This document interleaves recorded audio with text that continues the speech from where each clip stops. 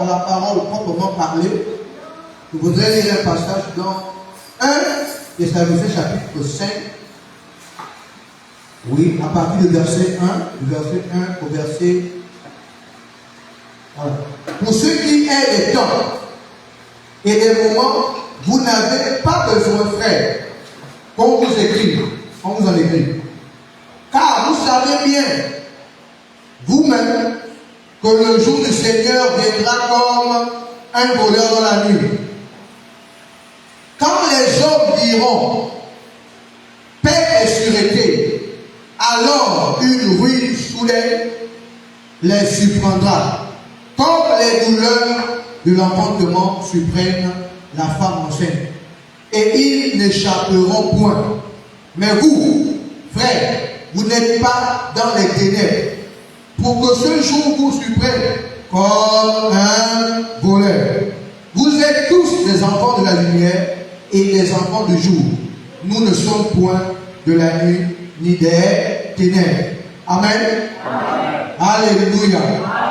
Alors c'est l'apôtre Paul qui s'adresse à l'église de Thessalonique, qui leur rappelle que Jésus viendra. Amen. Et il leur dit que ça ne doit pas être pour eux qui ont reçu la parole, comme pour ceux qui sont dans le monde, parce que le monde sera surpris de voir l'église être enlevée. Mais la question eschatologique que j'ai envie de nous poser, c'est est-ce que tu seras du nom de ceux qui vont être enlevés? Alléluia. Est-ce que tu seras du nom ou tu seras tellement occupé comme en ce moment avec la question politique, tellement occupé que ce jour surprendra même les chrétiens. Dis avec moi Amen. Amen. Pour que ça n'arrive pas, consacre-toi et donne-toi entièrement à Jésus. Pour que ça ne vienne pas comme le jour de la mort. Quand la mort arrive aussi, elle ne prévient pas. Même ceux qui ont un cancer ne savent pas l'heure, la minute à laquelle ils vont y passer. Mais ils savent qu'ils vont partir. Dis avec moi Amen. Amen. Dis avec moi Amen. Amen. Dis avec moi Amen. Amen. Vous voyez comment Dieu a besoin de nous amener à réaliser que toute chose sur la terre a une fin. Amen. Amen. Pour le moment, actuellement, ceux qui courent après les meetings sont terminés. Maintenant, la réalité de Dieu va te rattraper. Dis avec moi Amen. Amen. C'est terminé là. Amen. Amen. Ce qu'on allait chercher là, vous connaissez non? C'est fini. Là maintenant, qu'est-ce que tu vas devenir? Ou bien qu'est-ce qu'ils vont devenir? Les gens qui sont venus vous solliciter là, vous n'avez même pu les revoir sur 5 ans. Ils ont eu ce qu'ils voulaient. Là, ils vont partir. Ils vont revenir qu'à la prochaine lune. Si tu as encore envie, bien sûr, dis avec moi Amen. Amen. Dis avec moi Amen. Amen. Est-ce qu'on peut encore acclamer Jésus ce matin?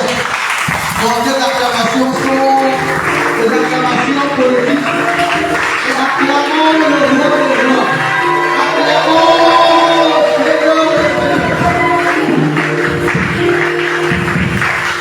Alors, ce matin, une fois de plus, nous avons écouté un homme. Dis avec moi un homme. Un homme que Dieu a mandaté. Dis avec moi, Dieu l'a mandaté. Pour me parler de sa part. Dis avec moi Amen. Alors recevons sous nos acclamations l'ancien Axel Lepika.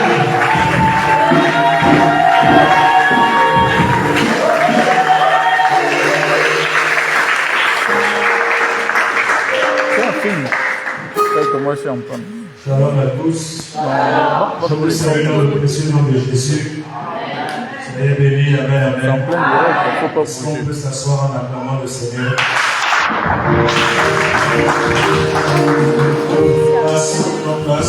place.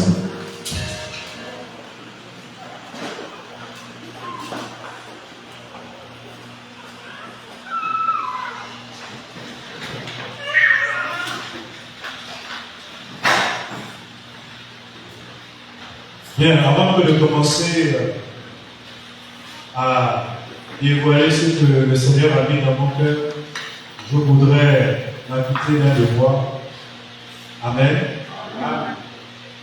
Est celui de rendre gloire au Seigneur. Amen. Pour la vie de nos leaders. Alléluia. Amen. Est-ce qu'on peut encore acclamer le Seigneur pour nos leaders? Alléluia.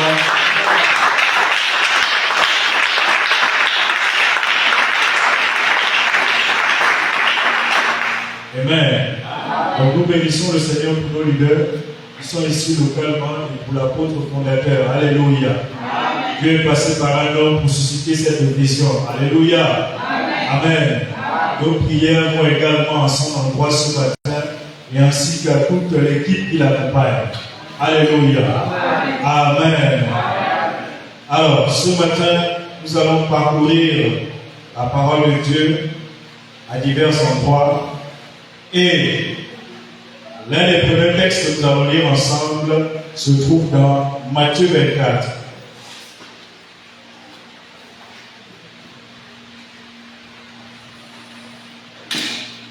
Dans Matthieu 24, à partir du verset 13.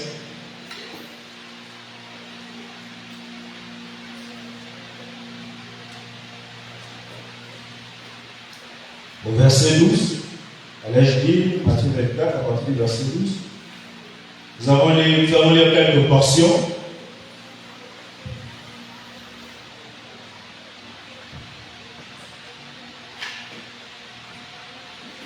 Sinon, même à partir du verset 11, pourquoi pas. Alléluia. Donc je reprends. Matthieu 24, à partir du verset 11 jusqu'à 13. C'est la première portion que nous allons lire ensemble. On y va. Dans ma version, il est écrit: de nombreux faux prophètes surgiront et ils tromperont beaucoup de gens.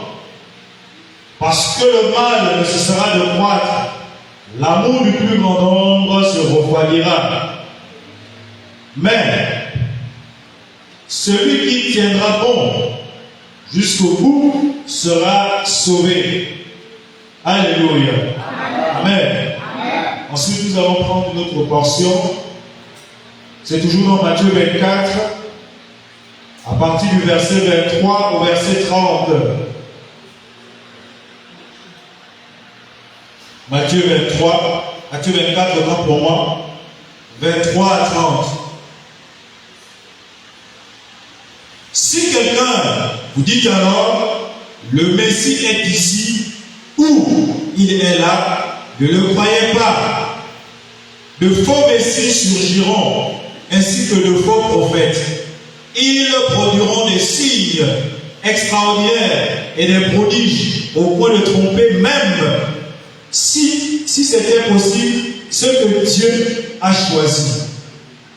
Voilà, je vous ai prévenu. Si l'on vous dit, regardez, il est dans le désert, n'y allez pas. Si l'on prétend, il se cache en quelque endroit secret, ne croyez rien. En effet, quand le Fils de l'homme viendra, ce sera comme l'éclair qui jaillit du levant et illumine tout jusqu'au couchant. Verset 28. Où que soit le cadavre, là s'assembleront les vautours.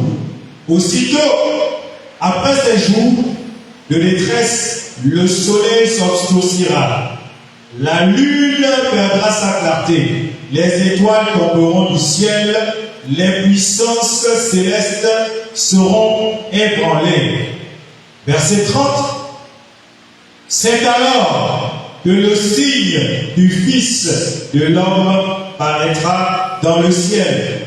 Alors, tous les peuples de la terre se lamenteront ils verront le Fils de l'homme venir sur les nuées du ciel avec beaucoup de puissance et de gloire. Alléluia. Amen. Est-ce que nous pouvons acclamer la parole?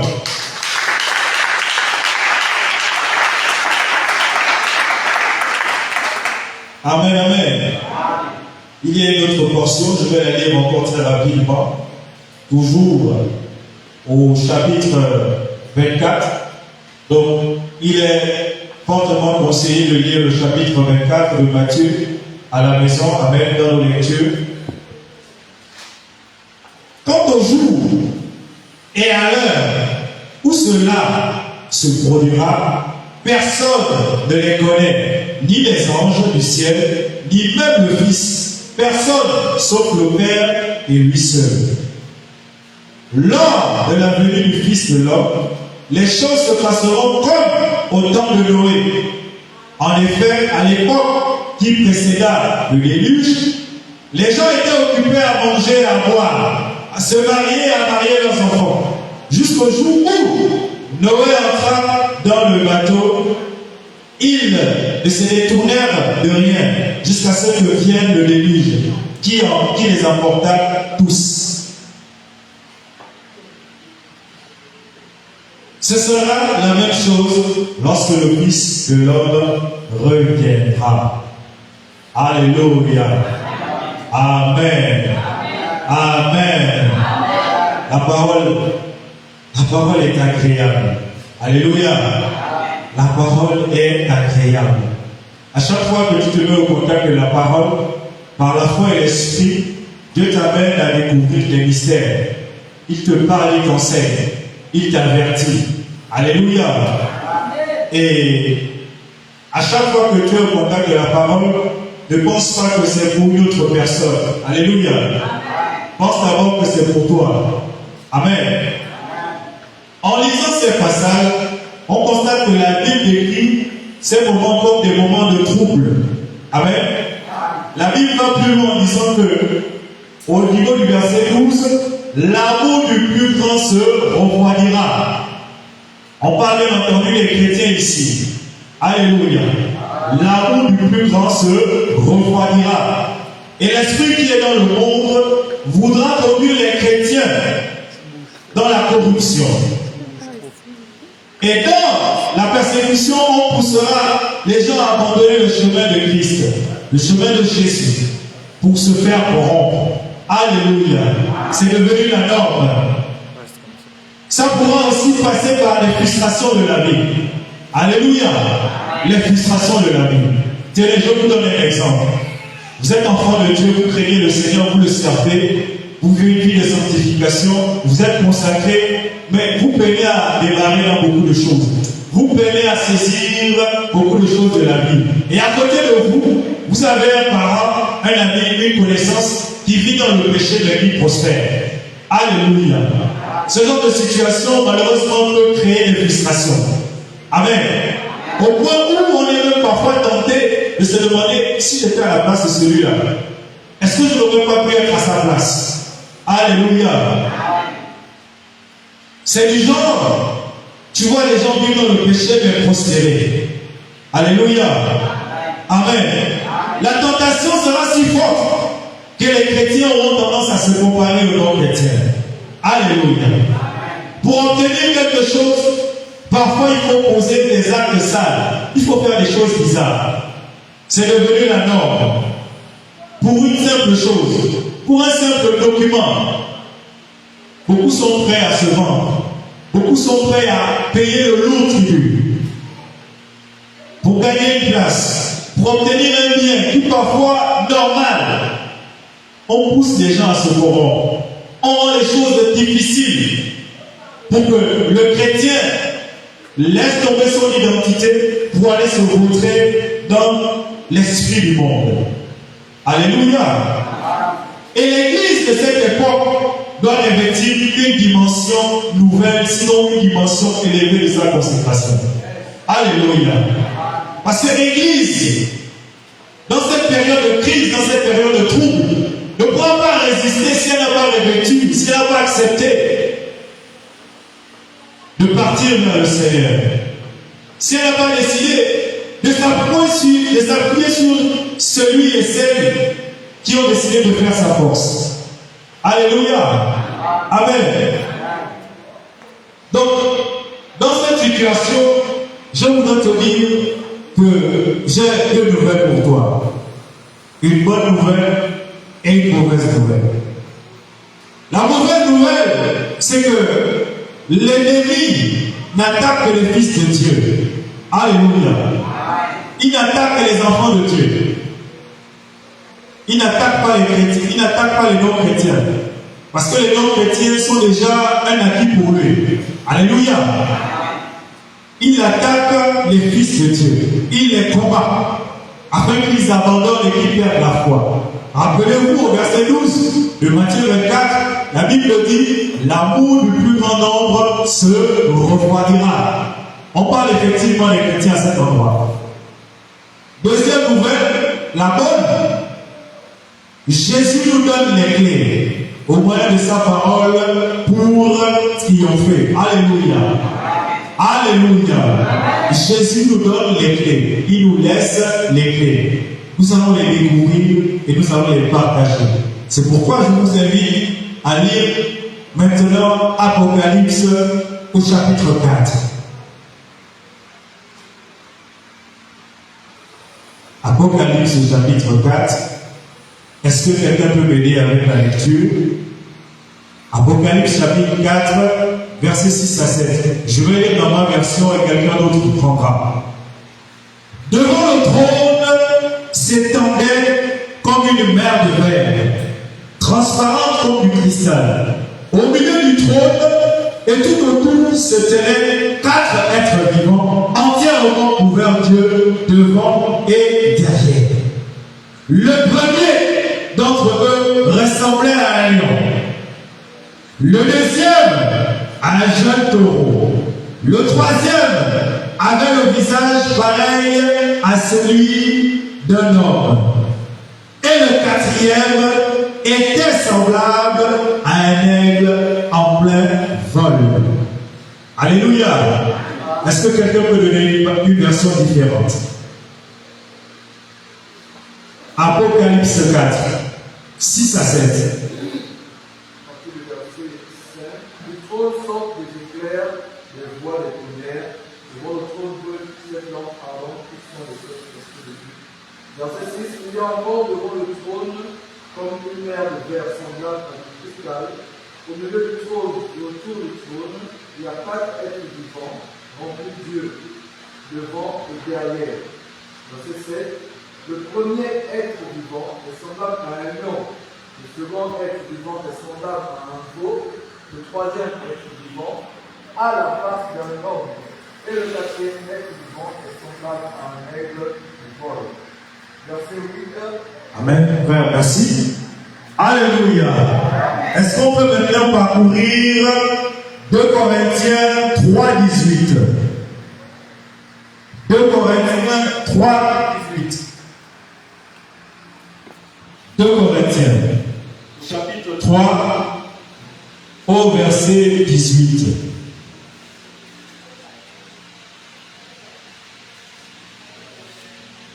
Notez également Ézéchiel 10, 21. Notez également Ézéchiel 10 au verset 21. Est-ce que quelqu'un a la page pour 2 Corinthiens 3, 18? Est-ce que quelqu'un a la page? 2 Corinthiens 3, 18. Alors, je vais lire la parole de Dieu, 2 Corinthiens 3, verset 18. La Bible dit: et nous tous, qui le visage découvert, contemplons comme dans un miroir la gloire du Seigneur, nous sommes transformés en son image, dans une gloire dont l'éclat ne cesse de grandir. C'est là l'œuvre du Seigneur, c'est-à-dire l'Esprit. Alléluia. Amen. Est-ce qu'on peut lire également Ézéchiel? Ézéchiel 10, 21.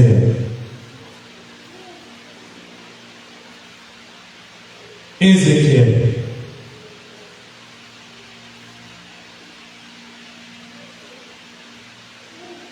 Ézéchiel 10, 21.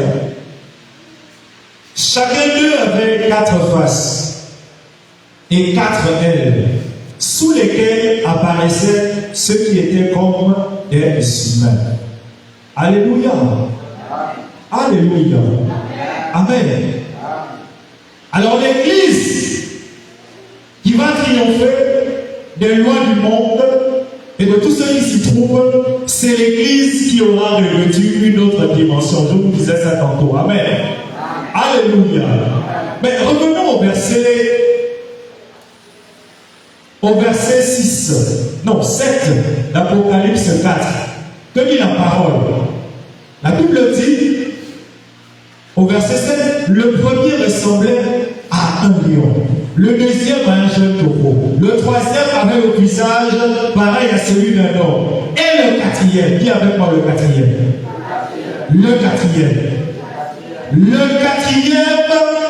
la Bible dit, était semblable à un aigle en plein vol. Alléluia. La Bible dit le quatrième était semblable à un aigle en plein vol. Qu'est-ce que cela pourrait nous apprendre ce matin par rapport à l'Église qui, dans les temps de la fin, pourra vivre des troubles, dans les temps de la fin, sera persécutée? Alléluia. Alors, je disais, l'Église qui va triompher des lois du monde et de tous ceux qui s'y trouvent devra revêtir la mentalité du quatrième. Alléluia. La mentalité de l'aigle en plein vol. Alléluia. C'est cette mentalité que l'Église devra revêtir. Alléluia. Pourquoi dis-je cela? Parce que regardez et observez. Lorsque l'aigle est en l'air, l'aigle n'est pas soumis à ce qui se passe sur la terre. Alléluia. L'aigle décide d'aller plus haut. Alléluia. En d'autres termes, il décide de laisser tout ce qui se passe sur la terre. Alléluia. Je suis en train d'aller quelque part. Sur la terre, il y a des lois. Amen. Sur la terre, nous avons un fonctionnement. Alléluia. Sur la terre, nous avons une façon de faire. Mais lorsque l'aigle, qui est un animal terrestre, décide de monter, d'aller au ciel, c'est-à-dire que tout ce qui se passe en bas ne le concerne pas. Alléluia. Il a la capacité de se mettre au-dessus et de voler sans être soumis à ce qui se passe en bas. Alléluia. C'est ce que l'aigle voudra nous apprendre ce matin. C'est de voler. C'est de se mettre au-dessus des lois établies. Alléluia. C'est une église qui règne sur les lois naturelles. Alléluia. La mentalité de l'aigle en plein vol. Alléluia. Amen. C'est la dimension des chrétiens qui ne sont pas influencés par ce qui se passe sur la terre. Alléluia. C'est ça la dimension de l'aigle en plein vol. Il n'est pas influencé par les décisions qu'un homme peut prendre sur la terre. Alléluia. Parce qu'il a décidé de revêtir une mentalité qui est rattachée au ciel. Je vous prends un exemple. Et dans les temps pareils de la fin, on pourra certainement dire, vous ne pouvez pas vendre, vous ne pouvez pas acheter. Alléluia. Vous ne pouvez pas consommer. Alléluia. Parce que vous n'aurez pas certainement la marque à travers laquelle le monde se sera reconnu et corrompu. Rappelez-vous de l'aveugle de Sarepta. Il y avait un temps de crise là où elle vivait. Et l'homme de Dieu entra dans sa maison. Lui intima cet ordre de faire d'abord quelque chose pour lui. Alléluia. Bien que cette femme n'avait plus rien. Et lorsqu'elle a décidé d'obéir à cet homme, la Bible poursuit en disant que dans cette maison, l'huile et la farine ne manqueront plus jamais. Alléluia. C'est la mentalité de ceux qui ont décidé de voler comme des aigles. C'est la mentalité de ceux qui ont décidé de s'aligner au diapason de la vision et la dimension des aigles. Alléluia. Amen. Voilà la dimension que devra revêtir l'église des temps de la fin. La quatrième facette dont parle Apocalypse. Alléluia. La Bible commence en disant, la première phase est semblable à celle d'un lion. La deuxième à celle d'un jeune taureau. Amen. La troisième à celle d'un homme. La quatrième à celle d'un aigle qui vole. Alléluia. Et le symbole d'être en plein vol, c'est de ne pas être dominé, de ne pas être soumis à ce qui se passe ici. Alléluia. Donc l'aigle se met au-dessus des lois naturelles. Et rappelez-vous, notre Seigneur Jésus-Christ a souvent défié les lois de la physique. Alléluia. Un être humain normal ne peut pas marcher sur l'eau. Mais Christ, quoi qu'étant lion, quoi qu'étant l'agneau, quoi qu'étant l'être humain, quoi qu'étant l'aigle, a marché sur les eaux. Alléluia. Et la dimension à travers laquelle notre consécration devrait s'aligner, alléluia, c'est la dimension des aigles qui ne sont pas soumis aux lois naturelles. Voilà pourquoi on pourra dire certainement, tu ne viendras pas apprendre dans cette école. Alléluia. Mais à cause de ta foi et de ton témoignage, et de la famille, et de l'alliance à laquelle tu appartiens, il y a des écoles qui vont décider de t'ouvrir les portes. Alléluia. Alléluia. Là où on croira fermé, alléluia, Dieu va ouvrir et va susciter d'autres portes pour toi. Alléluia.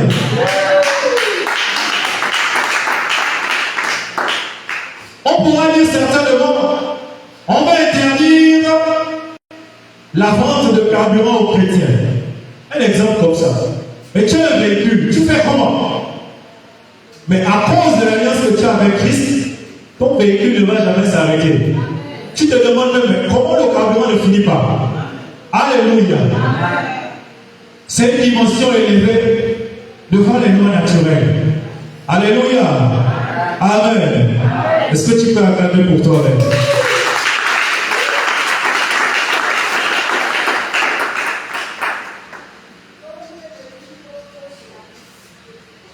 Et lorsque l'on lit 2 Corinthiens 3,18, Paul nous rappelle que nous devons manifester la même image que nous voyons en Christ. Alléluia. Amen. Je parle de la 4e facette. La 4e facette qui est semblable à elle en plein vol. Et Paul nous rappelle cela. Il dit que nous devons ressembler. Amen. Nous avons vu l'image de Christ. Nous devons ressembler à cette image. Nous devons appliquer cette image à nous-mêmes. Alléluia. C'est la raison pour laquelle la thématique que je vais aborder avec vous s'appelle la dimension de l'aigle. Alléluia. La dimension de l'aigle. Rassurez-vous, je suis resté dans la thématique que nous avons déclenchée depuis un certain temps en rapport avec la consécration. Alléluia. Amen. Et la consécration de l'Église de cette période, amen, doit être une consécration, je disais tantôt, qui s'aligne à la dimension de l'aigle. Donc qui transcende les lois naturelles, qui se met au-dessus des lois naturelles. Alléluia. Vous pourrez lire Deutéronome 32, 11. Vous pourrez lire ça à la maison. Amen. Alors, lorsqu'on parcourt la Bible, elle a tendance à comparer régulièrement Dieu à plusieurs animaux. Alléluia. Ici, comme dans les textes plus hauts que j'ai cités, il s'agit de l'aigle. On compare Dieu à un aigle. Ce n'est pas fortuit.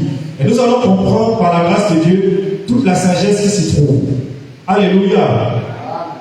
L'aigle, c'est quoi un aigle? Depuis, on ne fait que dire aigle, aigle, aigle. Mais finalement, c'est quoi un aigle? Les aigles sont des oiseaux de grande taille. Il existe plusieurs espèces, mais l'espèce par excellence que nous aimons étudier ou que nous aimons mettre en avant, c'est l'aigle royal. Alléluia. L'aigle royal a une envergure pouvant atteindre plus de 2 mètres. Alléluia. L'aigle. Et c'est un oiseau, c'est un animal qui a un certain poids. Alléluia. Amen. Donc nous allons prendre quelques caractéristiques de cet animal qui pourront nous conduire à vivre dans une dimension de consécration. Alléluia. Alors la première caractéristique que je voudrais livrer, c'est que l'aigle habite dans les rochers. Alléluia. L'aigle habite dans les rochers situés au sommet des montagnes. C'est le choix de l'habitat. Alléluia. L'aigle prend au sérieux là où il va s'établir. Ce sont des endroits inaccessibles. Il est conscient qu'il doit choisir correctement son environnement pour ne pas que cet environnement influence négativement ses décisions. Alléluia. Alors laisse-moi te dire que si tu choisis mal ton environnement, tu peux être influencé par cet environnement et qui pourra te pousser à prendre des mauvaises décisions. Alléluia. L'aigle n'est pas comme des poules ou les coqs, quoique faisant partie de la même famille, appelée les ovipares. Mais l'aigle est différent des poules. L'aigle est différent des canards. Amen. L'aigle est différent des coqs. Vous avez remarqué, les poules ont un travail. En fait, c'est la même chose chaque jour. Quand elles se réveillent le matin, elles font d'abord le bruit. Elles descendent de là où elles sont, elles se retrouvent en réunion. Les poules, vous avez remarqué, sont toujours en réunion. Toujours en réunion. Chez nous, là où je vis, on a au moins une dizaine, sinon une quinzaine. Elles sont toujours en réunion. Elles sont toujours en train de raconter. Alléluia. Donc, à l'opposé de la mentalité de l'aigle, il y a la mentalité de la poule. Et la mentalité de la poule, c'est assemblons nous quelque part. Oh, mais tu as vu le frère. Oh, mais tu as vu, mais là-bas il souffre. Oh, mais tu as vu sa femme. Oh, mais tous les jours le même tissage. Oh, mais tu as vu la chaussure du pasteur. Oh, il a une vraie chaussure. C'est ça la mentalité de la poule. Elle commente tout. Quand vous voyez les poules chez vous en train de parler, en train de se rassembler, en fait, elles sont en train de parler de vous. Alléluia. Les poules sont toujours dans le proposal. Elles sont toujours en train de rapporter les nouvelles. Oh, le nouveau voisin. Oh, mais regarde. Mais c'est lui qui a tué tel. Il a mangé tel. Alléluia. Les poules. Et vous avez remarqué dans quelle direction est porté le regard des poules? Dans quelle direction? Toujours vers le bas.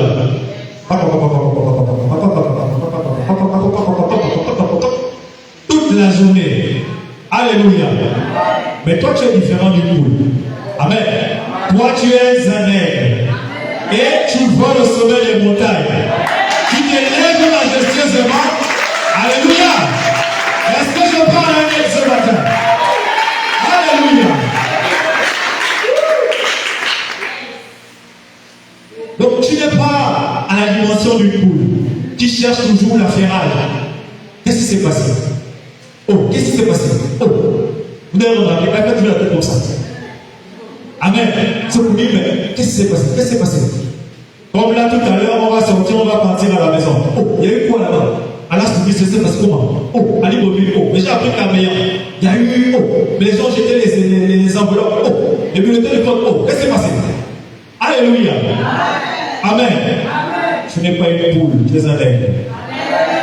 Alléluia. Donc, dans la sagesse de l'aigle, elle nous apprend qu'il faut choisir correctement son environnement. Alléluia. Elle n'a pas choisi par hasard le sommet des montagnes. Alléluia. En hauteur pour aller se nicher dans les rochers. Amen. Elle n'a pas choisi ça par hasard. Elle a choisi le rocher comme étant son habitation. Alléluia. Et rappelez-vous, le peuple d'Israël dans le désert, se déplaçant, était accompagné d'un rocher. Alléluia. C'est ce même rocher dont on parle.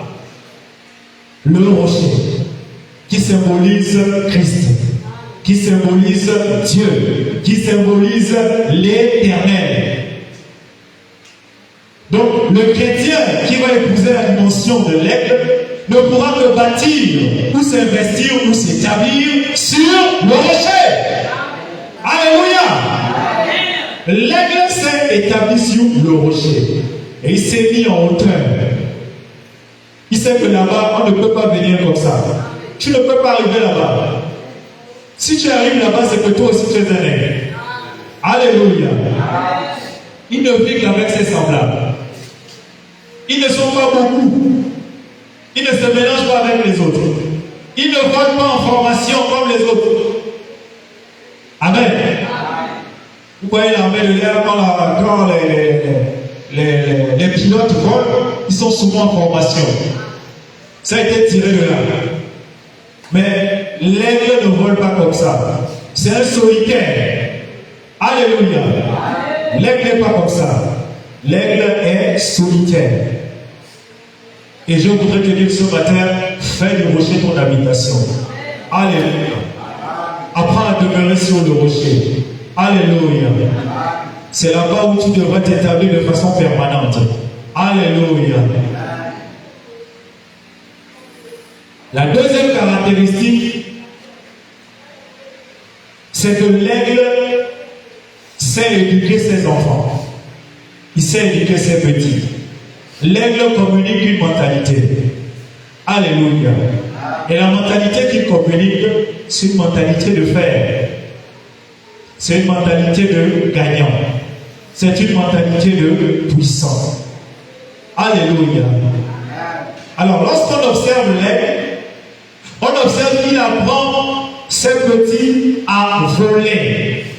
Là où il y a des dangers, là où il y a un risque permanent.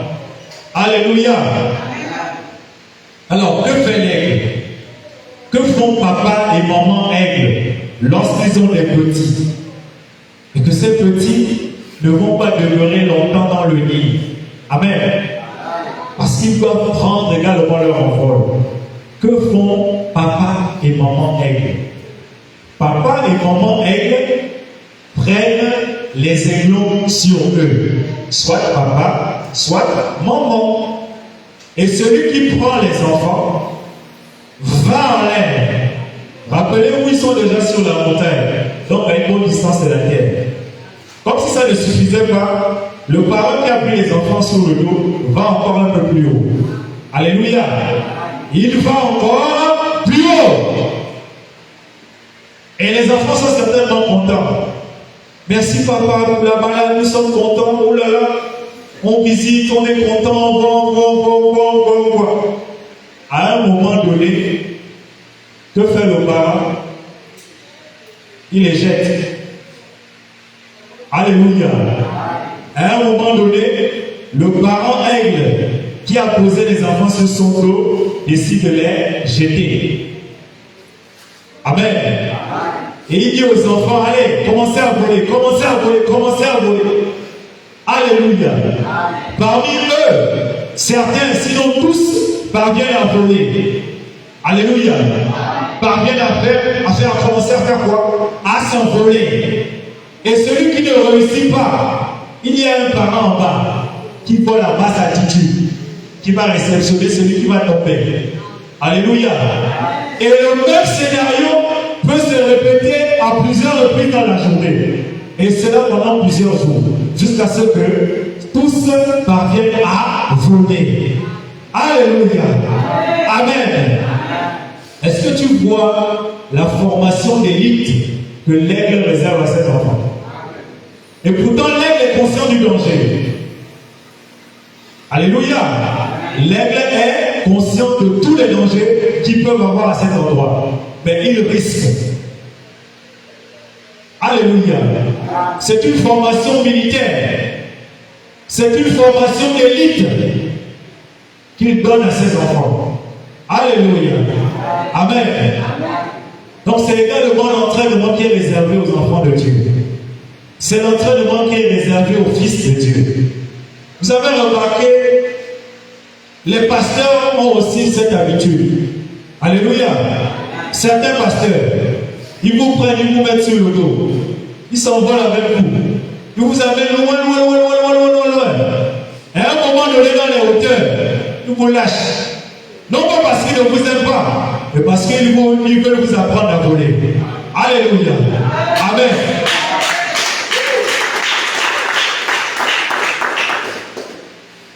Tu auras certainement tendance à croire qu'il a un problème avec toi. Non. Il n'a aucun problème avec toi. Mais lui, il a décidé de revêtir la mentalité de l'aigle. Voilà pourquoi il t'élève comme un bébé aigle. Donc aiglon. Alléluia. Donc il te prend, il te porte. Il t'emmène à un certain niveau.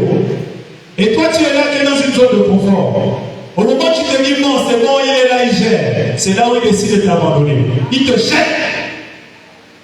Et tu es obligé d'apprendre à voler. Alléluia. Amen. Amen. Donc voilà.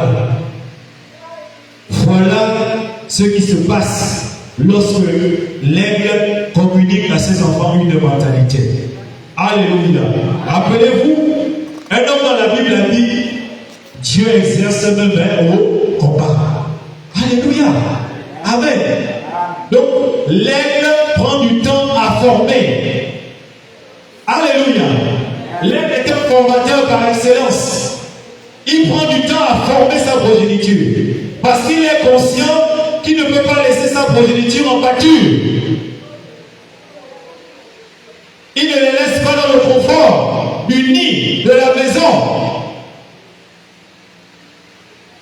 Au début de leur naissance, jusqu'à un niveau de leur croissance, c'est lui qui va chercher à manger. Et lui et sa femme. Donc papa aigle et maman aigle. Mais à un moment donné, il dit non. Il faut que j'apprenne à ces petits à s'envoler et à voler de leur propre ailes. Alléluia. Amen. Est-ce que nous pouvons lire Exode 19 au verset 4? Exode.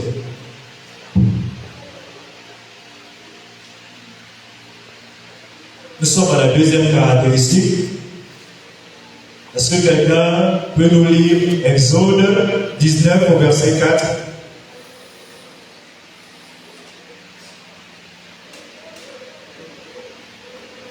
La parole de Dieu en Exode 19 au verset 4.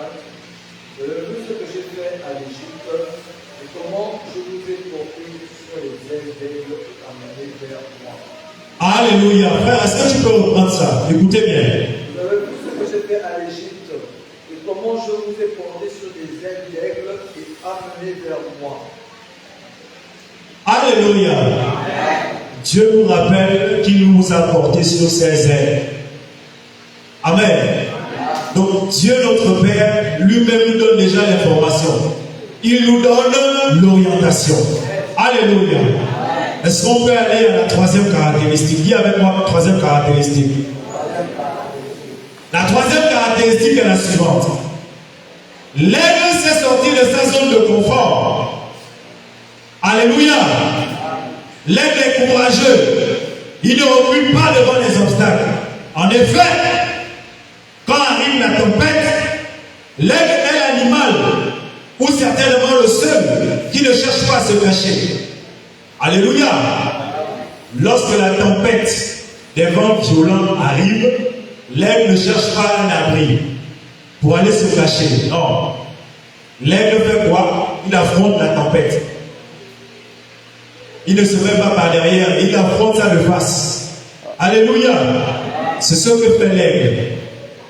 Donc il attaque la tempête de front.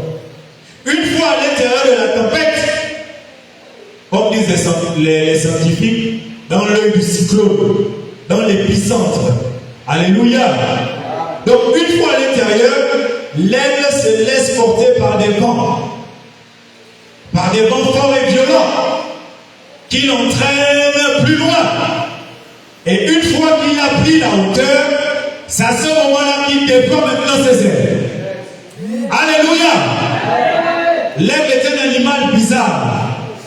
Il attend la tempête pour jouer. Alléluia. L'aigle ne joue pas quand c'est calme. L'aigle attend la tempête. Il prend mon recul. Il regarde la tempête. Quand la tempête arrive, il fonce dedans. Est-ce que c'est pas bizarre? Alléluia. L'aigle ne recule pas. Il ne recule pas devant la tempête. Donc c'est la raison pour laquelle je disais que l'aigle est un animal courageux. Et le fait pour lui d'affronter la tempête fait gagner en lui ou fait grandir en lui de l'assurance. Alléluia.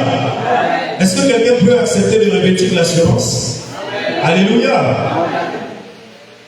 Pour un fils de Dieu, la tempête cache un enseignement, une révélation. Alléluia. Pour l'aigle, c'est un moment propice pour se déployer. Alléluia. Pour redresser ses ailes, pour les tester. Alléluia. Et rappelez-vous, c'est David qui disait, l'Éternel exerce même au combat. Alléluia. Là maintenant tu es devant le combat. David ne fuyait pas. Lorsque le lion s'est présenté à lui pour ravir ses brebis, il n'a pas fui. Lorsque l'ours s'est présenté à lui, il n'a pas fui. Alléluia. Si on essaie d'appliquer cela à l'enseignement de l'aigle, c'était certainement le téléchargement direct de sa formation. Alléluia. Avant de se présenter devant Goliath, qu'il a tué à l'aide d'une pierre. Alléluia. Donc le chrétien, face aux tempêtes, face aux difficultés, alléluia, doit retirer l'enseignement, doit retirer une révélation. Alléluia. Donc aussi longtemps que tu vas fuir les tempêtes, tu ne sauras jamais les révélations cachées, les mystères qui s'y trouvent. Alléluia. L'aigle sait braver les tempêtes. Le chrétien qui aura revêtu la dimension de l'aigle devra aussi braver les tempêtes. Alléluia. Amen. Si ce dernier n'apprend pas à braver les tempêtes, il restera pauvre en termes de révélation, en termes d'équipement. Alléluia. Mais vous n'avez pas remarqué que de tempête en tempête, vous devenez plus fort. Alléluia. Amen. Mais si tu as pris l'habitude de fuir devant les tempêtes, mais tu vas rester avec la mentalité de quelqu'un qui fuit. Alléluia. Merci, un fuyard. Alléluia.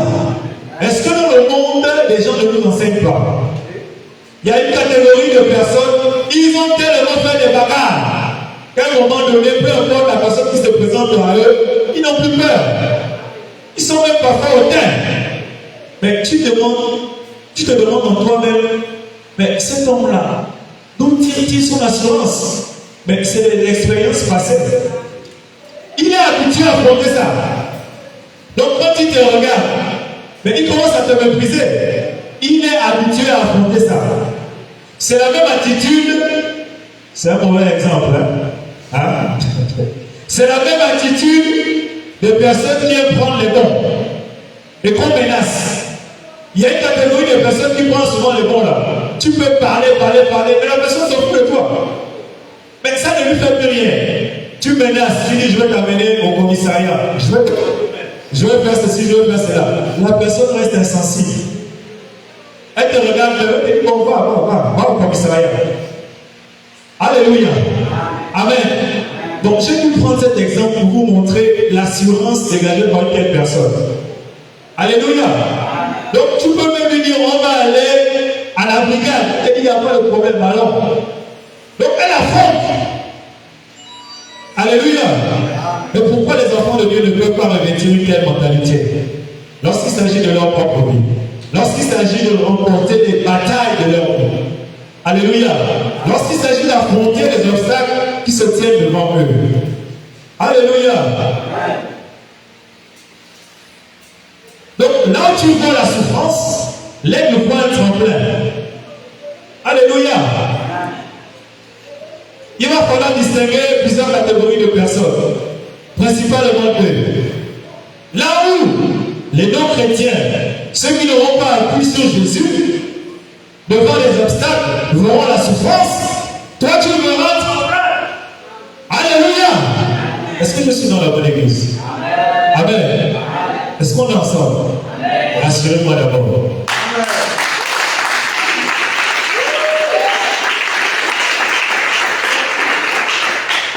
Bon, j'espère qu'on est ensemble ce matin. Parce que je voudrais continuer. Je disais tantôt, la mentalité de l'aigle, c'est quoi? Sur la caractéristique de la zone de confort. C'est-à-dire qu'il peut accepter, il peut décider. Lorsqu'il y a la tempête, il dit bon, pour moi quoi? Je veux me cacher. Je ne mouille pas.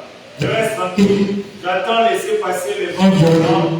Et je suis au sec. Pour moi, tranquillement. Je ne pense pas. Alléluia. Mais l'aigle n'a pas cette attitude.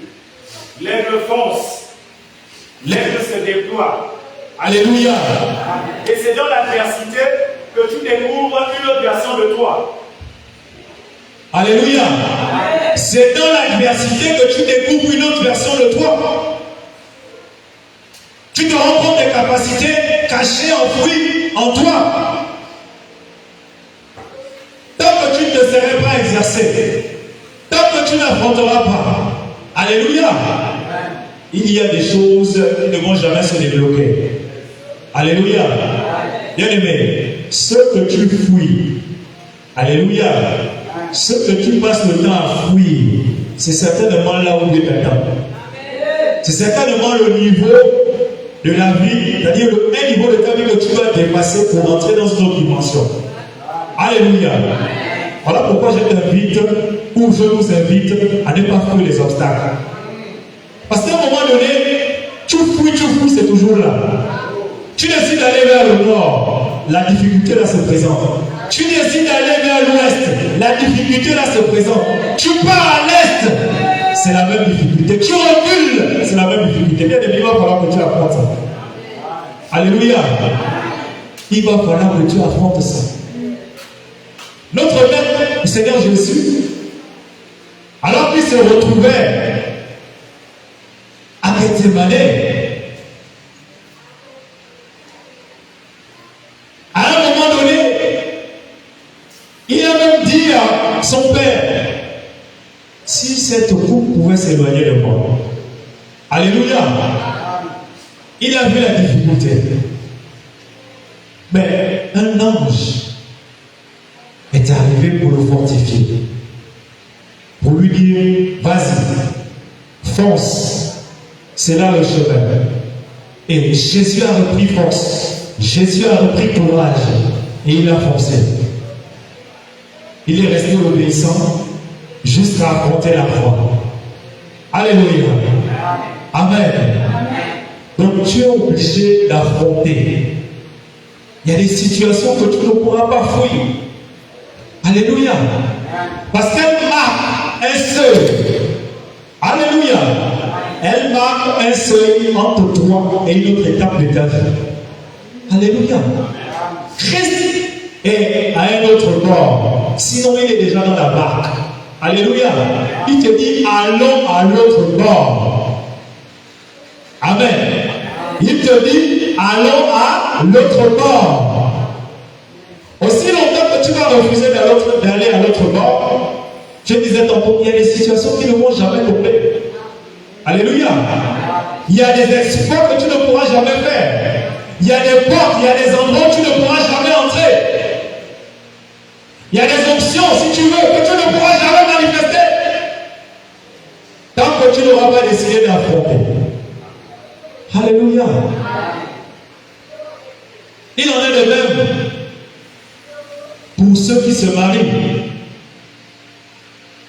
Tu peux parler pendant longtemps, tu parles pas de mariage, tu parles. Mais tant que tu n'auras pas pris la décision, rien ne se fera. Amen. Tu peux avoir autant d'argent que tu veux. Tu peux avoir les bonnes idées que tu veux. Tant que tu n'auras pas pris une décision. Alléluia. Ça veut dire que tu ne te seras pas fixé un objectif. Amen. Rien ne se produira. Alléluia. Et notre leader a pour habitude de nous dire que ce n'est pas toujours une question d'argent. C'est d'abord une question de volonté. Alléluia. On a tendance à l'oublier. On a tendance à oublier. Dieu attend parfois que toutes les conditions soient réunies. Bien aimé, c'est une erreur. Parfois, c'est une grande erreur. Alléluia. Amen. Alors, allons-y à la quatrième caractéristique. La quatrième caractéristique. La quatrième caractéristique évoque la concentration. L'aigle connaît l'art de la concentration. Il ne se laisse pas distraire par son environnement. L'aigle est un excellent chasseur.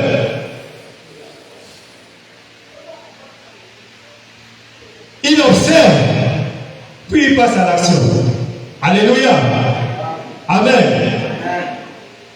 L'aigle est un rapace. Donc il se met à un endroit où il est dans le ciel. Pendant qu'il tourne, il est déjà en train d'identifier. Alléluia. Donc il peut avoir beaucoup de choses qui se produisent au même moment. Mais l'aigle a déjà localisé quelque chose. Si on s'en proie lorsqu'il est en train de chasser, il a déjà localisé. Il peut avoir beaucoup de choses là. Mais l'aigle en l'air, à des centaines de mètres, parfois même à plus de 1 kilomètre. L'aigle est en l'air. Alléluia. Il est en l'air. Il a déjà localisé. Il observe. Il prend du temps. Il observe. Et lorsqu'il se décide de passer à l'action, c'est parfois inévitable. Alléluia. Comme un éclair, il arrive, il a frappé, aussitôt il est reparti. Alléluia. L'aigle sait se concentrer. Donc il n'est pas distrait. Les autres oiseaux, non, il n'est pas dedans. Vous pouvez faire ça. Votre manège là, il est à côté, il est concentré. Alléluia. L'aigle est concentré. L'aigle est concentré. Et lorsque vous étudiez la vision de l'aigle, d'accord, c'est-à-dire sa vue, vous allez découvrir que l'aigle possède 3 paupières. Alléluia. L'aigle possède 3 paupières. Donc il a la capacité de zoomer déjà une fois. Il zoome encore deuxième fois. Il zoome encore troisième fois. Mais c'est un animal bizarre. Alléluia. Amen. L'aigle est l'un des rares animaux pouvant se tenir face au soleil. Parce qu'il y a une membrane. C'est-à-dire qu'il s'adapte à tous les champs de bataille. Il peut aller en basse altitude, il active. Quand il monte un peu, il active. Quand il se met face au soleil, allez, il active encore. Il active la membrane qui permet de flotter. C'est-à-dire que le soleil ne va pas l'empêcher de voir. Alléluia. Amen. Donc c'est la même chose avec les chrétiens. C'est la même chose avec les enfants de Dieu qui auront décidé de revêtir la dimension des aigles. Alléluia. Ils possèdent, les enfants de Dieu en question, un discernement aiguisé. Alléluia. Donc, un enfant de Dieu qui a la dimension de l'aigle, qu'est-ce qui se passe? Lorsqu'il est devant une situation, puisqu'il a le discernement aiguisé, il regarde la situation. Premier regard, c'est pas bon. Il active la deuxième paupière.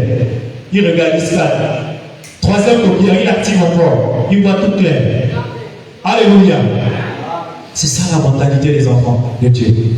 C'est ça la dimension des aigles. Alléluia. Il peut activer 1, 2, 3 paupières. Il a un discernement aiguisé. Il sait voir Il sait entrevoir, il perçoit, il identifie de façon claire et pertinente ce qui se passe en face de lui. Alléluia. L'église des temps de la fin est condamnée à avoir ce type de chrétiens qui ont un discernement aiguisé, qui ne se laissent pas emporter, qui ne se laissent pas distraire, qui ne se laissent pas embarquer aussi facilement. Alléluia. Amen. Voilà la dimension de l'aigle. Au niveau de la caractéristique de la concentration. Alléluia. Et dit-on aussi que les fils de Dieu apprennent à discerner les temps et les circonstances. Alléluia.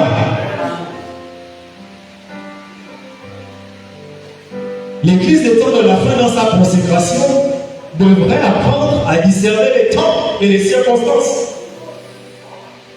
Auquel cas va subir les lois naturelles du monde, les décisions iniques qui seront prises. Alléluia. La Bible nous dit que l'amour du plus grand nombre se refroidira. À quel moment cela va se produire? Lorsque les gens vont manquer maintenant de discernement. Lorsque les gens vont courir derrière tous les signes extraordinaires que les faux prophètes vont commencer à faire et vont rejeter la parole, vont rejeter la vérité de la parole, et vont s'accrocher au miracle. Alléluia. Vont s'accrocher aux signes et aux prodiges. Ils vont rejeter complètement l'enseignement de la parole. Le manque de discernement. Le manque de discernement est une carence qui entraîne les chrétiens à souffrir. Le manque de discernement. À l'opposé, le discernement te fait gagner du temps. Alléluia. C'est-à-dire que quelque chose que tu aurais pu faire en une année, tu vas te retrouver à faire ça pendant 10 ans. Pourquoi? Parce que manque de discernement. Tu es devant une situation. Je me lance ou je ne me lance pas. Je me lance, je ne me lance pas. Mais tu n'as pas compris ce qui se passe. Manque de sagesse, tu te lances. Alléluia. Active la vision de l'aigle. Alléluia. Si la première paupière ne marche pas, active la deuxième. Si la deuxième ne marche pas, active la troisième. Alléluia. Arrivé à la troisième paupière, là c'est l'esprit qui parle. Tu ne peux pas louper. Alléluia. Là c'est l'esprit qui parle. Tu ne peux pas te louper. Tu peux facilement distinguer que non, là c'est pas bon, là c'est faux. Alléluia. Cinquième caractéristique,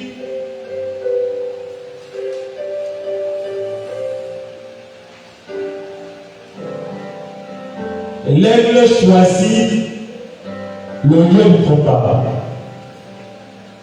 Alléluia. Cinquième caractéristique, l'aigle choisit le lieu du combat. Amen.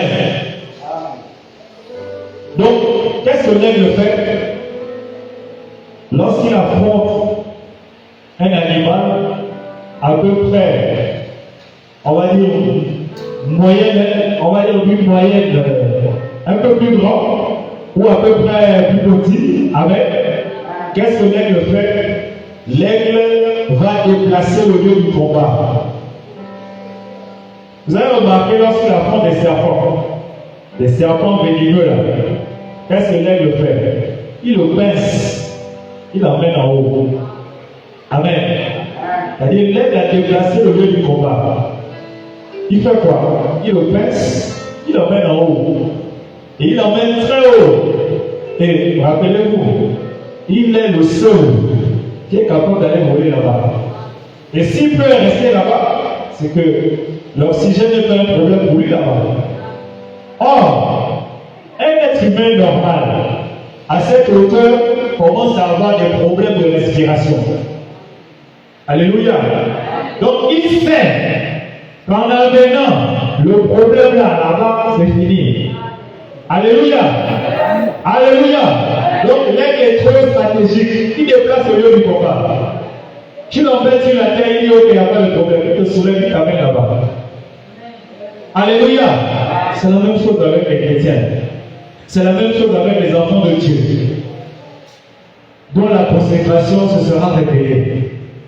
Devant une situation, devant les adversités, devant les problèmes, que fait l'enfant de Dieu? Il prend ça, il amène ça en haut.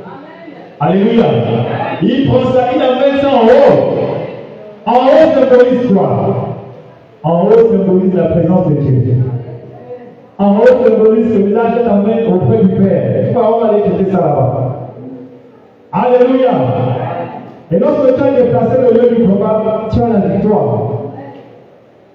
Alléluia. Certains, lorsque ça ne va pas, ils retroussent les manches. Face à la bagarre. Amen. Alléluia. Est-ce qu'il en est ainsi pour les chrétiens? Non. Devant une situation tenace, tu es conscient de cette situation qui te bloque ou de la personne qui t'affronte. La Bible dit quoi? On n'a pas lutté contre la chair et le sang, n'est-ce pas? N'est-ce pas? Ou on doit soulever la machette pour taper. Ce n'est pas ce que dit la Bible. La Bible nous dit on n'a pas lutté contre la chair et le sang, mais contre les principautés, les esprits mauvais, les esprits méchants. En faisant quoi? En fléchissant nos genoux, en déplaçant le combat, en amenant ça auprès de Dieu. Alléluia. Donc je déplace le combat. J'emmène ça auprès de mon Dieu. J'emmène ça auprès de mon Dieu. Je déplace le combat. Alléluia. Et une fois là-bas, l'animal qui se retrouve à cet endroit est perdu. Il est privé d'oxygène. Et lorsqu'on est privé d'oxygène, la tête commence à envoyer un signal, comme une alarme. Panique à bord. Si c'est un ordinateur ou un robot, vous allez voir toutes les lumières commencent à s'allumer. Panique, panique, panique, ça ne va pas, ça ne va pas, ça ne va pas. Pourquoi? Parce que le son ne circule plus. Amen. Est-ce que vous voyez à quel point l'aigle est sage? Parce qu'il sait que là-bas, la situation à laquelle il fait face tombera seul. Et une fois qu'il l'a emmené, l'animal est pris de panique, il est dans le chaos et il commence à attaquer. Alléluia. Il commence à attaquer. Autrement dit, je voudrais encourager ou vous encourager ce matin, ne règle pas ou arrête de vouloir régler tous les problèmes à la dimension charnelle. Alléluia. Aussi longtemps que tu vas régler tous les problèmes à la dimension charnelle, ça ne va jamais s'arrêter. Ou tu n'auras pas la victoire. Alléluia. Apprends à transporter cette situation dans la présence de Dieu. Alléluia. Apprends à venir. C'est lourd combat. Invite Jéhovah. Invite Sabaoth. Le Dieu de tes victoires. Alléluia. Et dans sa présence, vous allez vous rendre compte que cette situation va tomber seule d'elle-même. Lorsqu'elles seront en face de la présence de Dieu, elles ne pourront pas résister. Alléluia. Amen. Je m'en vais, 6e caractéristique. Il nous reste, c'est la dernière. Alléluia. 6e caractéristique. L'aigle connaît aussi l'art de l'isolement. Alléluia. L'aigle connaît aussi l'art de l'isolement. Alléluia. L'aigle sait se donner un temps de retraite. Les jeunes aussi. Alléluia. Amen. La question t'est posée. Est-ce que tu t'isoles ou tu prends un temps de retraite uniquement lorsque l'Église, amen, lorsque l'Assemblée décide de le faire? C'est la question qui t'est posée, qui nous est posée ce matin. Donc je disais tantôt, l'aigle sait se donner un temps de retraite et de jeûne. L'aigle sait s'isoler. Alléluia. Cet isolement est pour lui un moyen de se ressourcer, de se restaurer. Comment est-ce possible? Allons-y regarder. En effet, quand l'aigle approche la cinquantaine, son corps commence à manquer de puissance et donc a le choix de se laisser mourir ou de prendre une horrible mais courageuse décision. Alléluia. Cette décision est de se rajeunir. Lorsqu'un aigle a dépassé la quarantaine d'années, ses plumes deviennent vieilles. Elles ne sont plus solides, elles ne sont plus fortes. Ses griffes, ses serres, elles commencent à tomber seules. Donc ce qui fait qu'il a du mal maintenant à saisir les proies. Il a du mal à saisir sa nourriture, ses proies. Ou quand il va chasser, ça devient chaud. Alléluia. Donc les plumes commencent aussi à elles-mêmes quitter. Donc quand il est conscient, ou quand il arrive à ce niveau, qu'est-ce que l'aigle fait? L'aigle décide de s'isoler. Il laisse l'environnement familial. Alléluia. Il va dans un endroit bien isolé. Il identifie un rocher. Là, il pourra s'étaler. Alléluia. À l'abri de tout regard. Pendant à peu près 3 mois, là va se dérouler une situation extraordinaire. Que va-t-il faire? Il va, dans un premier temps, commencer à arracher ses plumes. Après, arracher ses serres, c'est-à-dire ses griffes. Et pour finir, il va fixer un rocher, un caillou, pour casser son bec, devenu trop long. Et dans ce qui semble être une période d'agonie, une triste fin pour cet animal,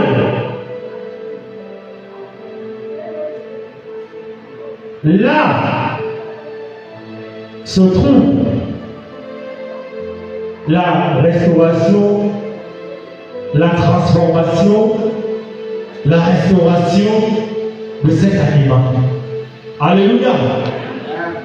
Au plus fort de son agonie, il est restauré. Et pendant qu'il fait cela, ce n'est pas en un jour. Cette épreuve, je disais, aussi douloureuse mais courageuse, va durer au moins pendant 3 mois. L'aigle se retrouve ensanglanté. Donc, c'est-à-dire le sang sort de partout, sur le bec, sur tout le corps, même au niveau de ses pattes, parce qu'il s'est arraché les ongles, les griffes, Alléluia.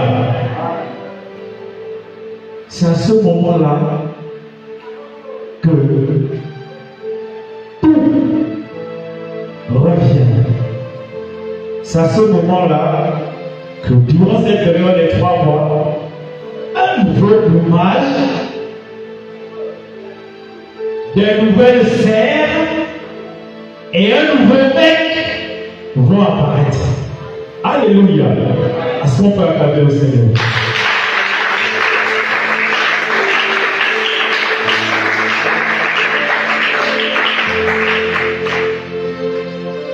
Donc ce qui est décrit comme un moment d'agonie n'est qu'en réalité un moment de restauration profonde. L'homme décide d'aller dans son corps intérieur, d'accepter de se laisser briser, d'accepter de se laisser dépouiller. Alléluia. Et de là, il sort restauré, renouvelé, capable de vivre encore pendant 30 à 40 ans. Alléluia. Il est allé se restaurer. Ce n'était pas facile. Il s'est isolé. Alléluia. Et quand il sort de là, je disais tantôt, il est prêt à affronter un nouveau cycle de vie. Amen, amen. Et vous allez remarquer que les grands hommes qui ont marché avec Dieu avaient la même attitude. Savaient s'isoler, savaient se démarquer de la foule. Alléluia. Donc, nous avons un exemple. Moïse en était l'un de ceux-là qui avait appris l'art de l'isolement, qui avait appris et qui cultivait l'art de se retirer, d'aller un peu plus loin pour aller rencontrer le Seigneur. Alléluia. Moïse, qui était un leader exceptionnel, a pratiqué, d'accord, l'une de ses résolutions, sinon l'une de ses caractéristiques. L'art de s'isoler. Alléluia. Pourquoi l'art de s'isoler? L'art de s'isoler parce que, bien aimé, il y a des choses que Dieu ne va jamais te communiquer en public. Amen. Il y a des choses que Dieu ne va jamais te dire lorsque tu es au milieu des gens. Il y a des choses qu'il ne pourra te communiquer que dans le secret. Lorsque tu vas apprendre à t'isoler, lorsque tu vas apprendre à cultiver l'art d'être auprès du Seigneur, et en étant auprès du Seigneur en groupe. Alléluia. Je dis ici qu'on ne doit pas confondre la prière communautaire qu'on fait ensemble. Alléluia. Mais il existe aussi une vie de prière dans laquelle toi-même tu es l'acteur principal. Alléluia. Et les clients comme Moïse l'avaient compris. Il savait se retirer. Alléluia. Je vous ai parlé tantôt de la mentalité de la poule. La poule est toujours avec ses sœurs et toujours en groupe. Alléluia. Contrairement à l'aigle, qui est un animal à la base solitaire, qui sait se retirer. Et le chrétien qui voudra effectivement monter dans sa consécration devra appliquer l'une de ses caractéristiques, sinon toutes les caractéristiques, parmi lesquelles l'art de se retirer. Bien aimé, si tu ne sais pas te retirer, ça ne veut pas dire que tu dois abandonner l'église. Non. Mais quand tu es chez toi, est-ce que tu prends un temps personnel avec le Seigneur? Est-ce que tu prends le temps de t'asseoir et de communiquer avec ton Dieu? Est-ce que tu prends le temps de regarder les contours de ta vie et là où Dieu est censé t'emmener? Alléluia. Amen. L'aigle, c'est le Père. Et quiconque décide de marcher comme un aigle peut également déployer, peut également utiliser cette révélation. Alléluia. Amen. Amen. Moïse en était un spécialiste. Il y a des mystères qui ne pourront jamais nous être communiqués aussi longtemps qu'on sera dans la foule. Alléluia.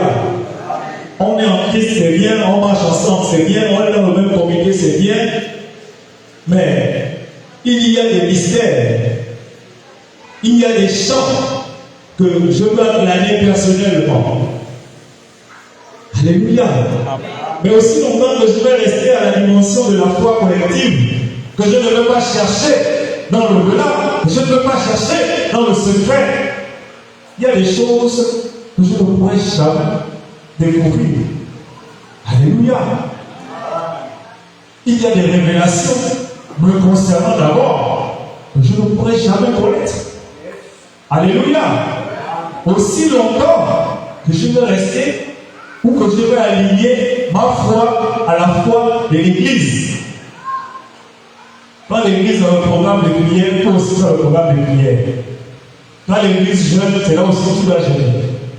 Quand l'Église fait l'évangélisation, c'est là aussi que tu dois faire l'évangélisation. Alléluia. Mais à quel moment tu te décides? À quel moment tu vis ta foi? Alléluia. Donc, par exemple, je donne un exemple. Ceux qui ne risquent même pas d'arriver. Donc, si l'Église décide de fermer, on va en vacances. Nous aussi, en vacances. Alléluia. Amen. À un moment donné, il va falloir que tu prennes, ou que l'on prenne la décision, d'accord, d'aller rencontrer Dieu. Il a les clés de la vie. Il a les paroles de la vie. Pourquoi tu n'aimes pas aller dans sa présence? Pourquoi tu n'aimes pas rentrer dans la présence de Dieu? Pourquoi tu es allergique? Tu n'aimes pas demeurer là-bas? Alléluia. Moïse avait appris l'art de cultiver la présence de Dieu. Il y passait régulièrement du temps. Au point où, un jour, alors qu'il avait mis du temps là-bas, des jours se sont écoulés, le peuple en bas avait décidé de faire le veau d'or. Alléluia. Moïse ne savait pas compter le temps lorsqu'il rentrait dans la présence de Dieu. Alléluia. Et rappelez-vous de la dimension à laquelle Dieu a utilisé Moïse. Amen. Moïse a accompli beaucoup de choses avec le Seigneur. On ne parle pas d'un simple leader. Alléluia.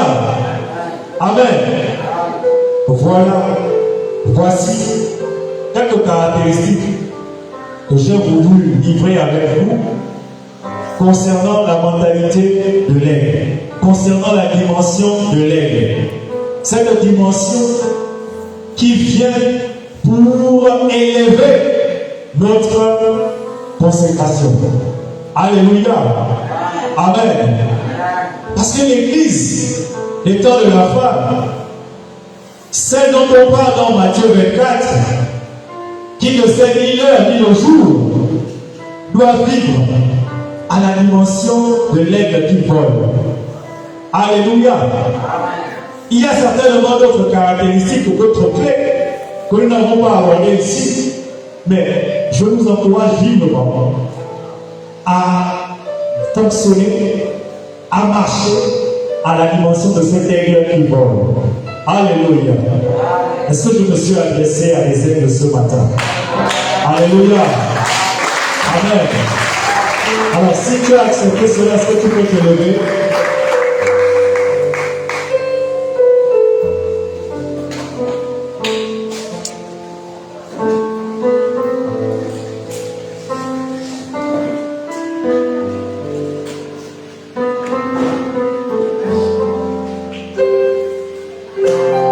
Alors, tu as écouté la parole de Dieu ce matin. Je voudrais t'inviter à commencer à prier. Tu as écouté beaucoup de choses. Tu t'es